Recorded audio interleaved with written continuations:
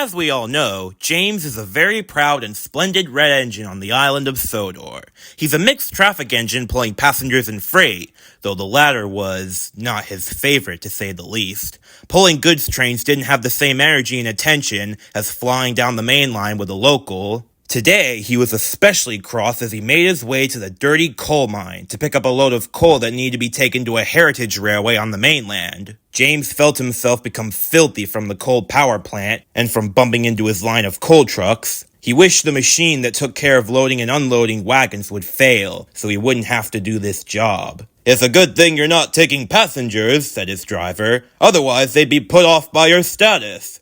"Who cares what they think? These trucks are an absolute nightmare," James puffed back. "That's right, you big red pimple," they responded. "We'll pop you right off the rails." But they didn't. James made sure they behaved themselves, and the journey to the mainland went smoothly before making it to their destination. Though the red engine still grumbled about his filth and how much it would take to come off. He hated being washed. Not because he didn't love getting clean again, but with the amount of coal dust consuming him, it often took the men a long time to get the red engine sparkling, and James would impatiently wait until then. After delivering the coal to its final stop, he went on his way back to Sodor before seeing a large blue and yellow diesel stuttering and stopped on the main line. The diesel was carrying a passenger train for Sodor at Vickerstown, but his engine had failed. The guard asked James and his crew if they could help him the rest of the way, which they agreed. James had always been wary around mainline diesels, apart from the ones now living on Sodor, but he felt sorry when this diesel coughed and spluttered sadly. He almost looked worse than him with the coal dust.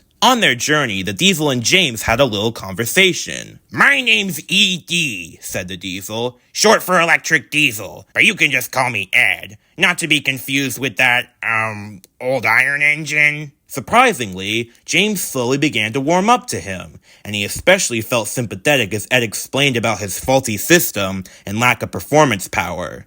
He began to lose hope. "Well, looks like it's the end for poor old Ed," he sighed. "Once I've met the cutter's torch, I'll never work again." James felt terrible, but then he had a thought. "Why not get fixed at our workshop on Sodor?" he said. "I'm sure our controller would be happy to help." "Are you sure?" asked Ed reluctantly. "Of course," James answered. "Our engines Boko and Henry had problems before getting repaired, and now they're good as new. Plus, I'm gonna be taking a special train all the way to London next month, and I'll be gone for nearly a whole week. We'll need another engine to do my work." When they got back to Sodor, James told Sir Topham Hatt about Ed's situation, and true to his word, Topham was quick to agree. Ed was fixed up at the works, and sure enough, he looked like a brand new diesel when he came out. The way he tested in the workshop going backwards and forwards without breaking down was amazing. "I feel marvelous," he shouted excitedly. "Please take me for a run." And so was done. Ed left the works and took a train of parts with him to the harbor. The electro-diesel ecstatically roared down the line, feeling more stronger and useful than ever before. He also helped organize the trucks around the busy harbor yard, and instead of hauling a few of them at a time, he could push and pull about 10 to 15 of them. Sure enough, the trains were organized in no time. Ed was so overly excited, he wanted to run all day and all night, though he forgot about his driver and fitter. "We need our sleep," they said. "You're doing wonderful, but don't overdo it." For the next few days, Ed covered James's work while he was away. He once again did really well, and the passengers found it hard to believe that an apparent once faulty engine was now giving them one of the smoothest runs they'd ever had. They praised Sir Topham Hatt and his new engine. "Maybe you should try getting or repairing more engines like him," said one passenger. "I heard he could run with and without electric wires," said another. "Get ahead with Super Ed!" a third one exclaimed. Super Ed liked his nickname. He had done so well with James's local that Sir Topham decided to upgrade his duties to the Express for a bit. Gordon was temporarily made to do James's work, much to his discomfort. That's how it was for about a week, and unfortunately, during that time, Ed's pride and success made him too big for his buffers. While he didn't have a problem with steam engines, he made very rude and boastful remarks to them.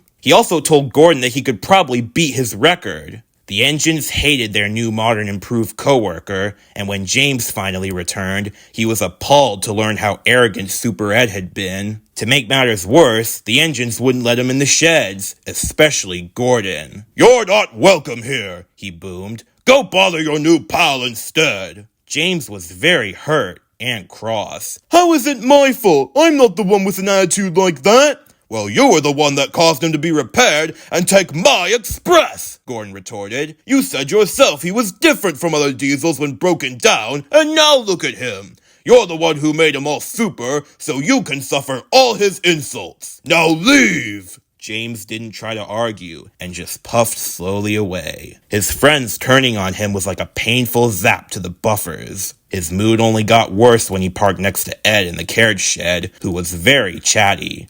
"Just can't wait till there's more diesels like me running the island, just like on the other railway. You old steamers are for the shunting yards. You can be as messy and clanked out as you want there. Leave the mainline stuff to me." He then turned to James. "But I'll make an exception for you, James," he said. "If it wasn't for you, no one would have known how useful I really am."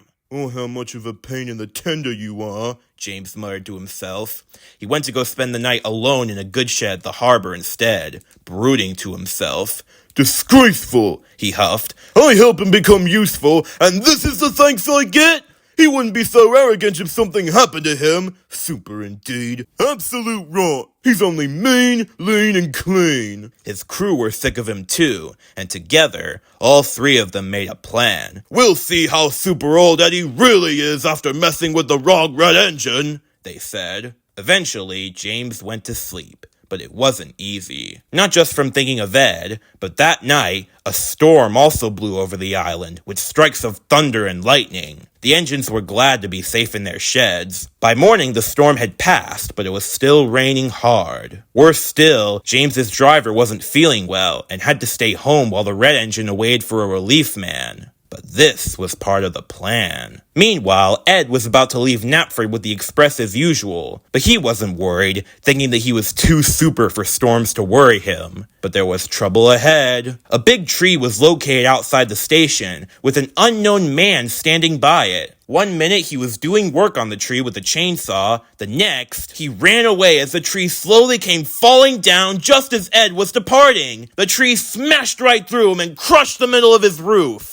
The impact triggered his engine, which coughed up massive black clouds worse than before, smoking up the entire station platform. The passengers were very alarmed and cross, especially the asthmatic ones, and so was Sir Topham Hatt when he emerged from his office to see the commotion. "Get rid of that smoke," he shouted, "and find another engine immediately. Gordon's already on the local." Henry took a very sorry Ed away to the yard, and James, with his new relief driver, took over the passengers. At the end of the day, all the engines talked about what happened, until James chimed in. "I wish my driver had been there to see it," he said. "Especially the part where a tree banged him up. Before joining the railway, he used to be a lumberjack in Henry's forest, helping to cut down old broken trees." The engine stared at James with wide eyes as the realization sunk in. "You didn't," they said. It had earlier been assumed that the rain and lightning had loosened the tree to fall in the wind that morning, but now there was an unexpected payback on their coupling hooks. After James had explained everything,